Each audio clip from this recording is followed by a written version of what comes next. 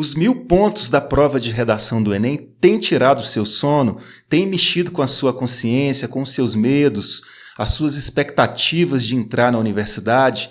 Você tem dificuldade para pegar o boi pelo chifre, para introduzir o texto, conectar a introdução com os desenvolvimentos, construir os raciocínios pertinentes no desenvolvimento, conectar tudo isso com a conclusão, fechar com chave de ouro. A melhor forma de a gente se preparar, de a gente treinar para uma prova de redação, é lendo exemplos de redações bem-sucedidas. Bons exemplos e modelos de redação nota 1000 que já obtiveram sucesso nas edições anteriores do Enem, porque essas redações já foram validadas pela banca, é um material muito seguro. Então eu estou aqui para mostrar isso para vocês. Já adianto que esse é um vídeo para assistir várias vezes, para quebrar a cabeça, para pegar a redação que eu vou deixar aqui fixada no primeiro comentário, reler essa redação, porque nesta aula eu vou mostrar o projeto de texto que está por trás dessa redação.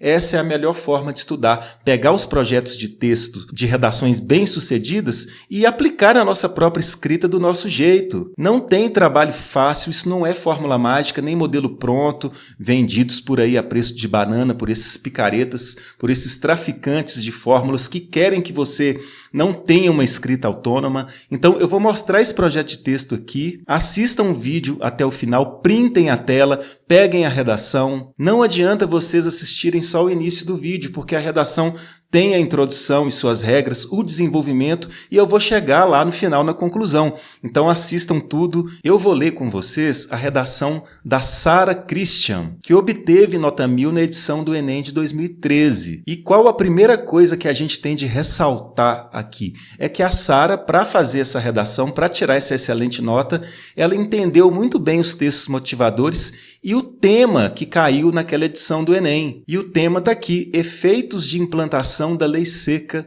no Brasil. A primeira coisa que ela percebeu muito bem é que esse tema, essa frase temática, é dividida em 3 dimensões. Em um contexto, que é o Brasil, em um assunto geral ou tema principal, que é a implantação da lei seca, e ela entendeu também que tem um tema específico ou comando, que é a palavra efeitos, que tem muita importância aqui, porque ela não pode só ficar falando da implantação da lei seca.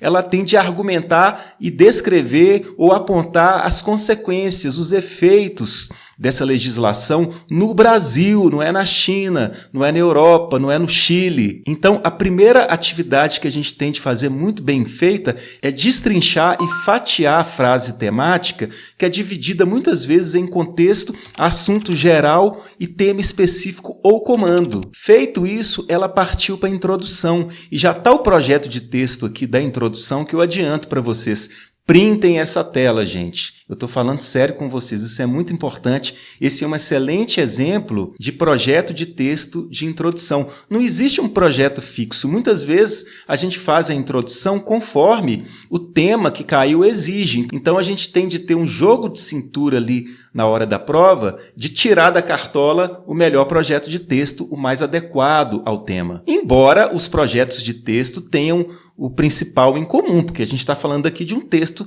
dissertativo argumentativo, que tem introdução, desenvolvimento e conclusão sempre. E no caso aqui, ela faz uma introdução sem a tese. Muitas vezes é aconselhável colocar a tese, antecipar a tese, mostrar a tese já no final da introdução. Essa é uma lei geral que funciona muito bem, mas às vezes pode ser que a gente não precise de fazer isso, ou que seja mais interessante adotar uma outra estratégia conforme o tema que caiu. Eu vou chegar nisso daqui a pouco, mas uma coisa que ela faz muito importante na introdução, e isso aí eu acho que todas as introduções têm de ter, isso é uma coisa fixa. Ela não pode impor a tese que ela vai defender na redação como um todo logo de início. A gente primeiro contextualiza, problematiza a questão que caiu. A gente prepara o terreno, a gente chama atenção da banca para o problema. E a Sara fez isso através de uma operação mental e lógica que é o contraste, ou dilema, que eu vou mostrar aqui, e no final ela coloca os termos gatilho, que são expressões que conectam a introdução com o desenvolvimento, que fazem o texto caminhar. Vamos ler isso aqui então com calma, Porque a gente está falando aqui de uma redação nota 1000 e a primeira coisa que ela faz, ela coloca um título, eu não vou comentar muito isso, construindo uma dinâmica mais ética do trânsito no Brasil, e ela parte para o texto em si, que eu vou ler a partir de agora. Com a ascensão de Juscelino Kubitschek ao poder, a política de abertura da economia brasileira entrou em ação mais vigorosamente do que em qualquer outro episódio da história do Brasil. Nesse cenário, a entrada de automóveis no Brasil como produtos de consumo foi cada vez maior. No entanto, o governo não tomou como prioridade a fiscalização das estradas do país e uma prática nociva tornou-se comum: beber e dirigir. Então é isso que ela faz aqui. Ela contextualiza e problematiza o tema através de um contraste ou dilema.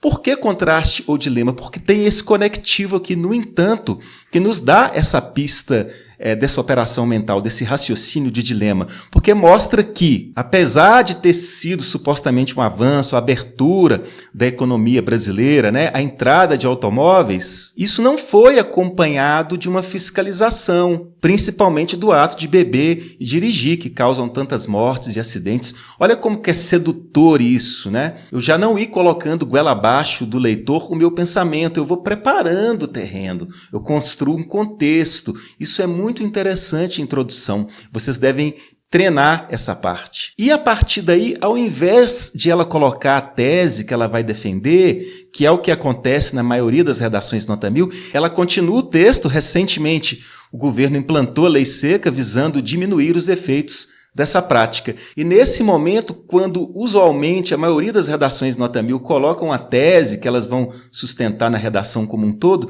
ela faz algo um pouco diferente aqui. Ela só coloca os termos gatilho. Ela faz um anúncio. Nesse contexto, cabe analisar os aspectos positivos da aplicação dessa lei e como ela pode ser melhorada. É um ponto negativo não colocar a tese na introdução? Não necessariamente. Eu posso colocar uma ou mais teses nos desenvolvimentos. E aqui ela não colocou sendo coerente com o tema. Isso que eu quero ressaltar. Porque o tema tem um comando. Ele pede para falar dos efeitos. Os efeitos. E como efeito, ela resolveu ressaltar, obedecendo ao tema, os aspectos positivos da aplicação dessa lei. E ela já adianta a conclusão aqui com a proposta de intervenção social e como ela pode ser melhorada. Isso foi uma sacada muito genial dessa redação. E o que são os termos gatilho? Eu tenho sempre ressaltado essa questão dos termos ou expressões gatilho. São elementos da linguagem que permitem ao texto caminhar, que permitem ao texto projetar a sua sequência.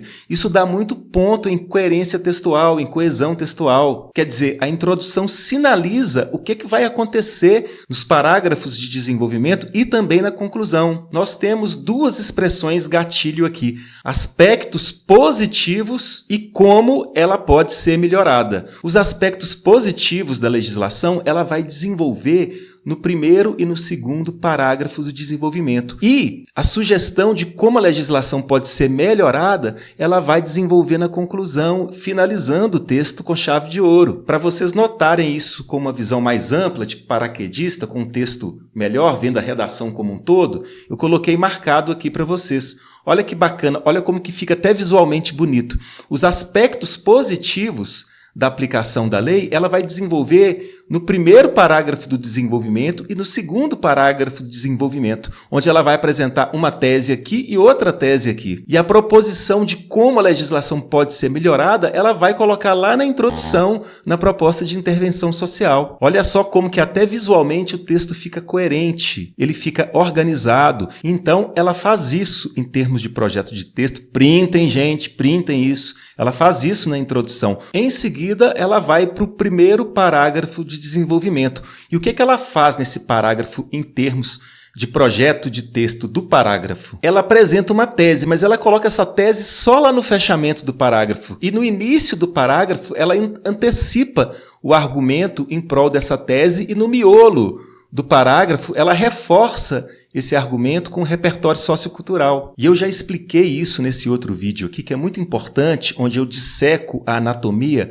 da argumentação, que a gente pode começar um parágrafo pela tese e só depois apresentar o argumento e o reforço dos argumentos. Ou eu posso começar o parágrafo pelo argumento e colocar a tese só lá no final. Não tem problema, o importante é fazer tudo isso bem feito e a nossa argumentação ter lá a tese, ter o argumento e ter o desenvolvimento e a explicação do argumento, que é o reforço, que são garantias de validade para o argumento, são bases de apoio para o argumento que geralmente contam com um repertório sociocultural. Então eu explico tudo isso aí no vídeo que eu linkei para vocês há poucos segundos atrás. Vamos ler na íntegra, então, o que a Sara aprontou. Ela diz o seguinte: em função da implantação da lei seca, segundo pesquisas da UFRJ, os números de acidentes fatais no trânsito relacionados ao alcoolismo caíram drasticamente desde o começo de 2013. Devido a essa evidência, a tese de Thomas Hobbes, a intervenção estatal é necessária como forma de proteger os cidadãos de maneira eficaz, é corroborada. Nesse caso, por meio da lei seca, através do exame do bafômetro e da aplicação de multas a motoristas alcoolizados, a intervenção protegeu a população de maneira vital, salvando milhares de vidas. A tese, então, está aqui, a tese desse parágrafo, a ideia central do parágrafo. Ela está defendendo a opinião, a tese, de que a intervenção protegeu a população de maneira vital, somando milhares de vidas, e ela cumpre, assim, a promessa lá na introdução de mostrar os aspectos positivos da aplicação da lei. Um dos aspectos positivos ela está mostrando aqui no primeiro parágrafo de desenvolvimento, que é a tese que ela sustenta. A intervenção protegeu a população de maneira vital, salvando milhares de vidas. Qual é o argumento? Qual que é a boa razão que ela utiliza para sustentar essa tese, para justificar essa tese? Isso foi colocado lá no início. A intervenção protegeu a população de maneira vital porque os números de acidentes fatais no trânsito relacionados ao alcoolismo caíram drasticamente desde o início de 2013. E para reforçar esse argumento, que já tem um repertório sociocultural, um argumento de autoridade aqui, que é o FRJ, ela cita o Thomas Hobbes para reforçar ainda mais essa ideia, esse argumento, para esse argumento ter validade, ter legitimidade, porque só argumentar não basta, eu tenho que dar credibilidade ao argumento, eu tenho que explicar e desenvolver o argumento. Por isso que se chama texto dissertativo argumentativo, porque não basta argumentar, é preciso dissertar e desenvolver o argumento. E isso é feito aqui no miolo do parágrafo. Devido a essa evidência, a tese de Thomas Hobbes, a intervenção estatal é necessária como forma de proteger os cidadãos de maneira eficaz, é corroborada. Então, tudo isso aqui funciona como uma premissa muito forte para que essa tese aqui venha de maneira muito poderosa, né? A intervenção, a legislação protegeu a população, salvando milhares de vidas. Isso cumpre uma etapa prometida lá na introdução. E a partir daí a gente vai para o segundo parágrafo de desenvolvimento. E o que ela faz nesse segundo parágrafo? Ela faz algo um pouco diferente do primeiro parágrafo de desenvolvimento. Ela faz até uma operação mais ou menos contrária. No segundo parágrafo de desenvolvimento, ela começa pela tese e termina com o argumento, o que é diferente do primeiro parágrafo de desenvolvimento, onde ela começou pelo argumento e fechou com a tese. Olha só o jogo de cintura e a desenvoltura da redação da Sara. No desenvolvimento 2, então, ela apresenta a tese no início, reforça essa tese no miolo do parágrafo, ela constrói uma preparação desse argumento através de uma explicação e termina o parágrafo com a apresentação do argumento, com um novo reforço. É tão complexo que até é difícil analisar o texto dela, mas a gente tem de ler esse tipo de texto muitas vezes para a gente assimilar essa desenvoltura. Vamos lá no texto ler para a gente ilustrar isso aqui. Ela insere em conectivo interparágrafo, que é muito importante. Já mostrei isso em outros vídeos. Se inscrevam aqui no canal, gente, para vocês não perderem essas análises. Ademais, uma questão muito subjetiva é tratada e trabalhada pela nova legislação, a empatia. Então, ela já apresenta essa tese, que é a fase 2 do cumprimento da promessa que ela colocou lá na introdução, de falar dos aspectos positivos da legislação. Um desses aspectos, tese, é a empatia. Ela está defendendo a ideia de que a lei seca trouxe empatia na consciência dos motoristas. E ela vai começar a preparar e reforçar o argumento que ela vai colocar lá no final. Olha só, é muito presente ao longo da história das civilizações a ocorrência de casos nos quais alguns decretos e leis contribuíram na construção de uma sociedade mais ética e mais virtuosa. Isso tem tudo a ver com a empatia, né? Em decorrência disso, a implantação e a propaganda da lei seca, ao estimularem o motorista a não beber antes de dirigir, podem também levá-lo a pesar as consequências de seus atos. Desrespeitar a lei nessa situação pode custar a vida de outrem. Assim, acidentes advindos do alcoolismo no trânsito poderão ser evitados, não só pelo medo da punição, mas também pela via da consciência ética. Qual é o argumento, então, a boa razão que justifica a ideia de a legislação promover empatia na consciência dos motoristas? A razão o argumenta é o seguinte, porque ao estimular o motorista a não beber antes de dirigir, ele começa também a tomar uma maior consciência dos seus atos e chegar à conclusão de que se ele beber, ele pode matar alguém. Esse é o argumento. E esse argumento é reforçado aqui pelo fato de que acidentes advindos do alcoolismo são evitados dessa forma, e esse argumento ganha um reforço aqui no final, que é o seguinte: os acidentes advindos do alcoolismo no trânsito poderão ser evitados não só pelo medo da punição, não é só por isso, né? Mas também pela via da consciência. Tudo isso, então, mostra que um outro aspecto positivo da legislação é a construção da empatia. Ela mostra isso no desenvolvimento 2,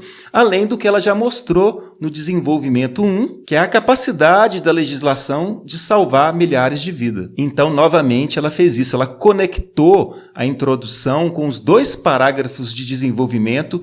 Em cada um dos parágrafos de desenvolvimento, ela mostrou um aspecto positivo da aplicação da lei seca. Então, ela cumpre a promessa na introdução e conecta a introdução com os desenvolvimentos, e isso dá uma coerência textual brutal para o texto. Nota 10. E agora ela vai fazer a proposta de intervenção social, onde ela cumpre a segunda promessa da introdução, que é sugerir como que a lei seca pode ser melhorada ainda mais. E o que ela faz na conclusão? Mostrando o projeto de texto para vocês aqui. Ela faz magistralmente no início da conclusão uma pequena síntese de tudo que ela fez e depois a proposta de intervenção social usual. Vocês estão printando aí, gente? Tente printar esse projeto de texto, viu? Vamos ler a conclusão para a gente finalizar. Destarte, fica claro que a lei seca ajuda tanto na regulamentação do trânsito quanto na formação moral do cidadão brasileiro. Ela sintetiza os 2 parágrafos de desenvolvimento antes de fazer a proposta usual de intervenção social, que vem a seguir. No entanto, a forma de tratar os que desrespeitam a lei pode ser mudada.